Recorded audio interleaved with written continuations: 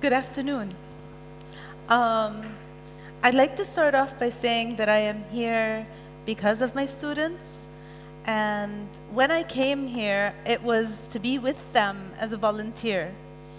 And now I'm with them as a speaker. And this is where I want to start. It is my students mainly, my children also, who have been the best teachers, who have taught me how to be a good teacher. And that's where I want to start.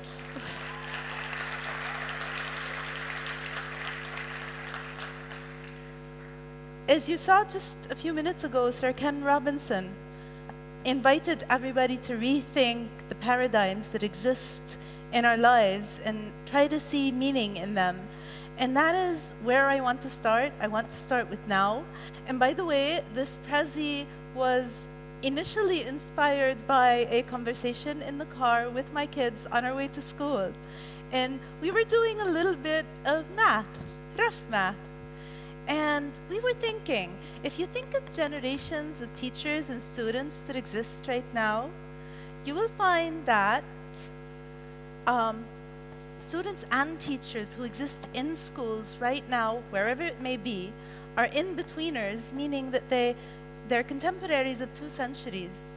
All of them were born in the 20th century, and we all now exist in the 21st. And if we take a look at the 2 centuries, we'll see that the spirit of the age is slightly different, where now what predominates is a digital culture. And therefore, according to Mark Prensky's famous article on digital immigrants and digital natives, most teachers are digital immigrants, as if this digital spirit is a land and we are immigrants in it, and therefore we have an accent and we do not speak this language fluently. While, on the other hand, most of our students who are younger in age, more exposed to technology, are natives, and therefore their fluency is much higher. And notice now that everybody who spoke here today was talking about a realization, and I want to stop here and invite you to think of this. This puts us at a disposition as teachers, because inside a classroom with my students, I do not know more than they do. They actually know a lot of things that I still need to learn.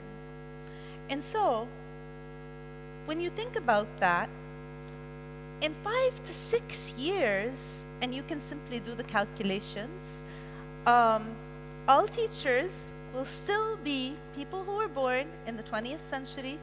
They will still, out of heritage, carry this immigrant feature in terms of digital skills, while all students exclusively will belong to the 21st century. And from here to 5 or 6 years, it's going to develop, it's going to be more sophisticated. And so in the car, on our way to school, the thoughts that remained in my mind as my children carried on with singing was, I better do something about this. And so, when you think about that, how does it translate in terms of the process of teaching? And I'm going to try to slowly avoid saying teaching on its own. But we have a certain perception of what teaching looks like. And I tried to be a little bit creative in how I wanted to show you this. Now, what is learning? What happens when you're teaching students? Is it a word bubble that comes out of the teacher's mouth and then it falls pours rain on the head of some students and others not? Is that what happens? Is it because some are more intelligent, others are not? Okay, brain research does not say that. Brain research actually says that learning is a physiological process. It looks like this. And you look at this and you say, what is it? I say it's something beautiful. And that is something we have to remind ourselves of sensing as we are teaching learning. It has to feel beautiful, sound beautiful, and look beautiful. And so, if we try to think differently of what teaching and learning feels, looks, sounds like, we will see that in our age that carries a digital spirit, there are at least two kinds of opportunities. And let me warn you from ever falling prey to only two different possibilities. There's a lot more in between. But for time reasons, I'm gonna limit myself to the two extremes. Now, there's a closed window. You see teachers inside classrooms, they pick up on the jargon. They try to be up to the standard of students. They try to be open-minded. And this is what it looks like. Can everybody see? Okay. And yeah, there's a brighter window. And that brighter window, and I intended the pun, is an open window that has open scope. And it's not just digital, it's beyond that. It is, and the suggestion of a window is to see through and beyond and have scope. Now, I'm gonna take a few minutes and go back to my childhood when I was 8 years old, probably. And this was my favorite childhood story. And I could never forget the central idea in this story. And it always revisited me as a teacher. Now, this story is about a princess who was asked by her father, the king, to bring the sun inside the walls of their castle. And this young princess tried. She took a ladder and climbed it, trying to get hold of the sun, bring it back into the castle. She tried to climb on the highest rooftop in the kingdom to get the sun. She even used a rope, but it didn't work. And then, one day, there was this man who was carrying a lantern. And he came with many, many, many men and women carrying lanterns to the castle. And as they approached, there was this huge light that the princess took for the sun. And she said, the sun is approaching. And she asked the guards to open the door for the sun to enter. And the guards said, but the doors are too small. They will not be able to enter. And so what she said immediately was, well, break down the walls, tear them down. And now I know why I was thrilled by this idea of tearing down walls, because now I consider that to be my mission as a teacher. And so, have to tear down the walls. And so, well, let's just go through what we've been exposed to for just a few seconds. If students in a classroom know things that I do not know as a teacher, so they know more than me, that means they can teach me. And so if they can teach me, then what I have learned where I have studied is simply not enough. So I have to keep on learning, and there are many ways among which one is this, where in a classroom, at a certain time, within a school day, is all full of limitations, and I see walls everywhere. And so I guess one way to break loose from these walls, to tear them down to an extent, is to extend time, to extend place. And so I invented a word for that. And so I call it splace. And so what we really, part of what we need to do is be creative in creating splaces, not only for academics, but for what you call co-curriculars. And I don't even think about them as that. I think about them as interactive experiences that create a sense of togetherness, that births something new. But that's not enough, because as a teacher, you have to keep your eye on things around you. You have to catch up. And to catch up, there are 3 pre-requirements that are needed. You really have to believe in what you do. And let me put it in other words, I personally have a philosophy. And every teacher needs to have a philosophy in education. You need to believe in something to start off from it. And then you have to have sense of mission. And if you read my biography, I used a word that sounded awkward to some. My mission in life is to provoke my students to think, but mainly to provoke, to tear down walls. And then you have to have a vision for the future. What do I want? At a personal level, as a mother, I want my daughters to be productive citizens. I want them to come up with a scheme so that when they finish whatever formal education they go through, they are productive.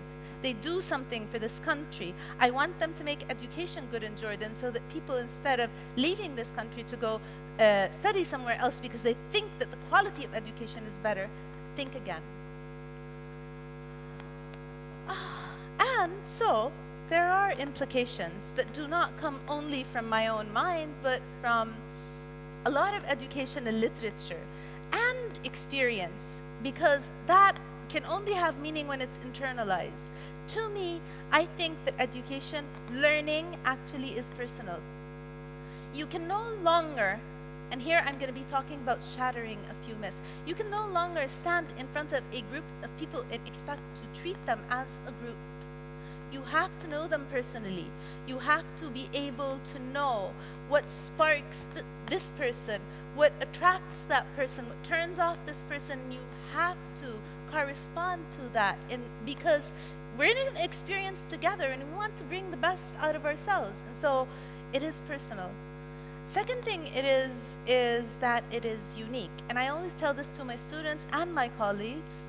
If there is anything in common among us all here sitting in this room, it is that each and every one of us is unique in one way or another.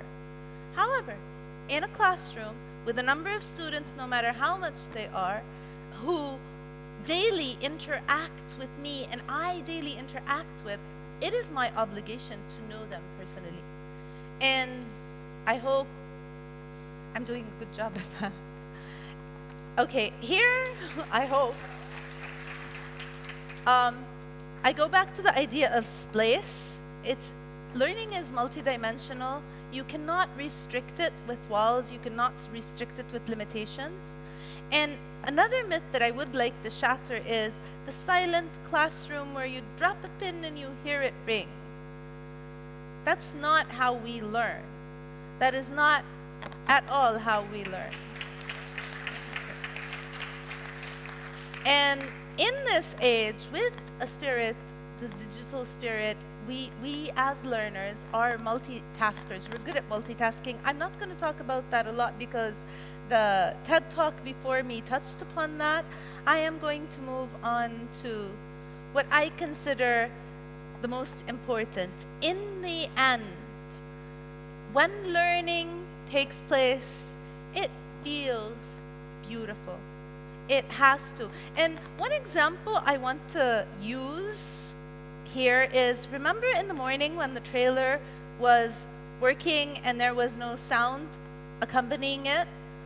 Now, there's a lot of science behind that. There's a lot of technology in that. However, without the beauty of the music, it lost spirit. And when we saw it with the music, it became beautiful. And that is similar to what happens when people learn.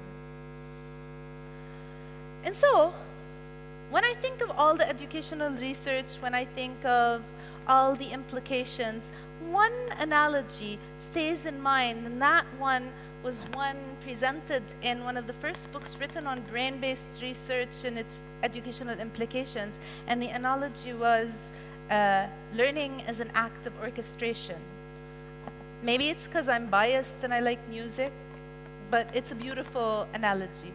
And I'm going to expand on it a little, and I'm going to go back to the idea of breaking walls. One way I find that breaks walls is to invite technology into the classroom and create a spark. And one way I do that is that I use TED Talks in my classes. And so my students are very familiar with TED. And I have chosen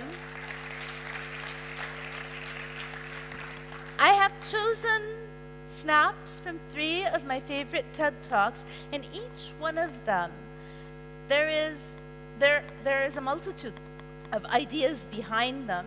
However, the first one I'm going to show you is about a magician who researches into medicine, researches into physics, and takes that and uses it to entertain, because entertaining is as important as healing. It is actually healing. And okay.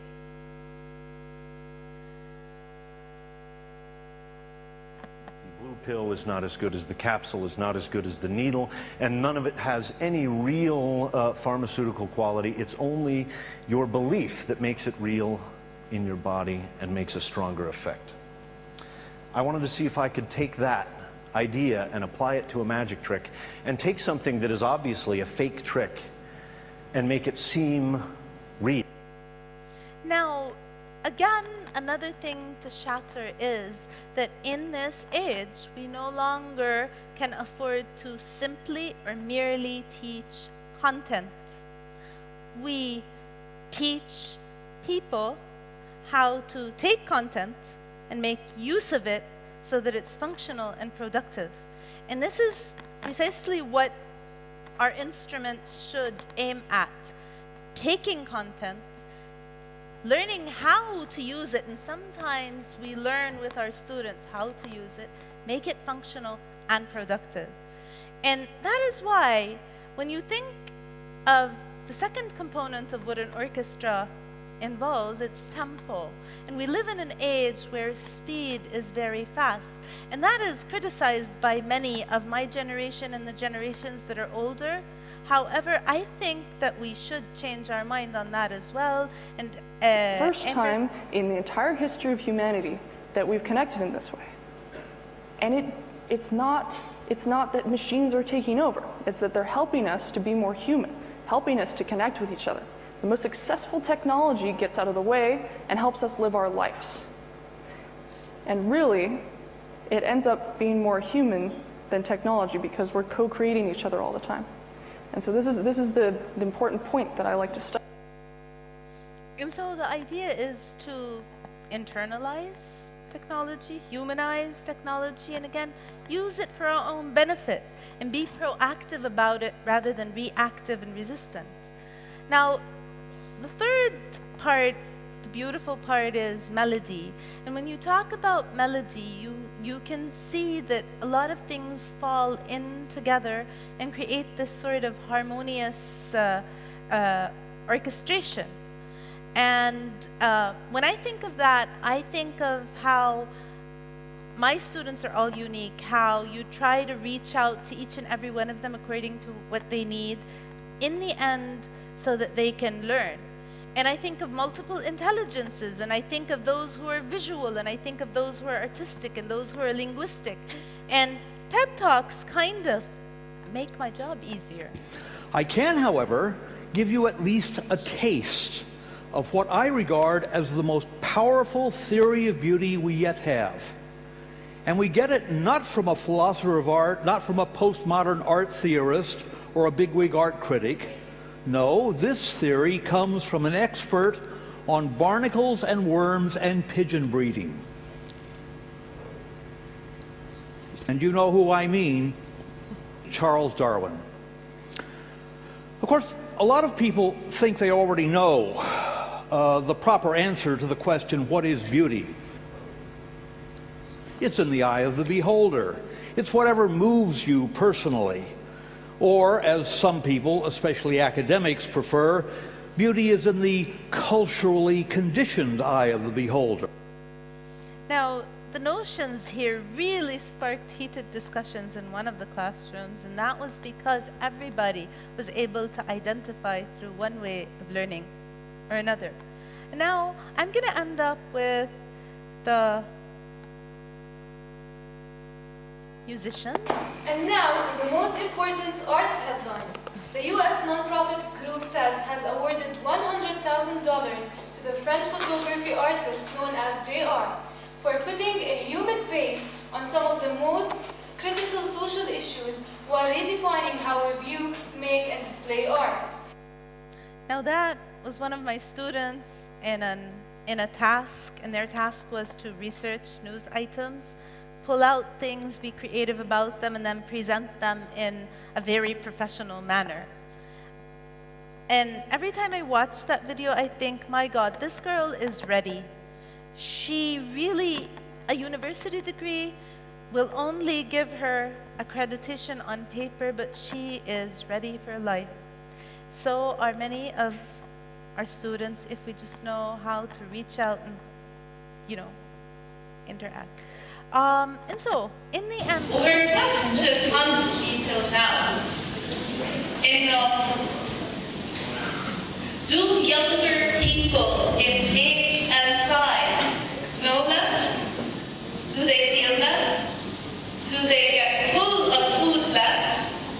Do they have less needs? And so, are they spoken to in less a serious manner?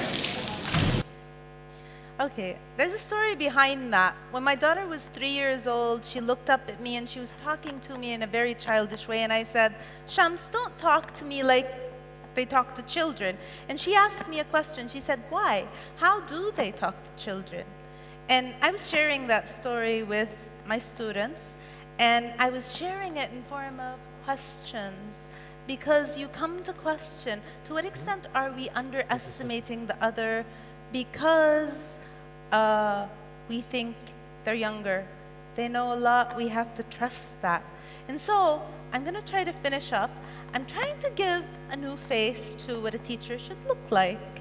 And since I like to play with words, a teacher who is supposed to be good at being a learner ends up being a turner. And this is what I've been trying to do, take you on this tour, turning around concepts, hopefully.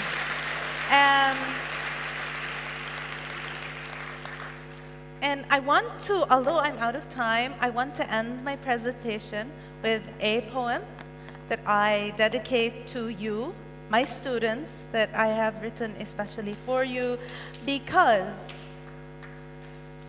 you inspire me despite dire moments. You spark my imagination, stroke passion and empathy, stir our co-creation. Then we, in our togetherness, churn reality to embodied dream by scraping cream off crop and savoring the flavor of days in ways only we invent to own. It takes courage to love, a boldness to be selfishly selfless, generosity to take and give, I in, you out, you in, I out reciprocally. But above all, it takes wisdom to see you in my eyes, I in yours, and doors open wide, embracing our pride and being our best selves. Sometimes giants, sometimes elves, but always us changing the world. Thank you.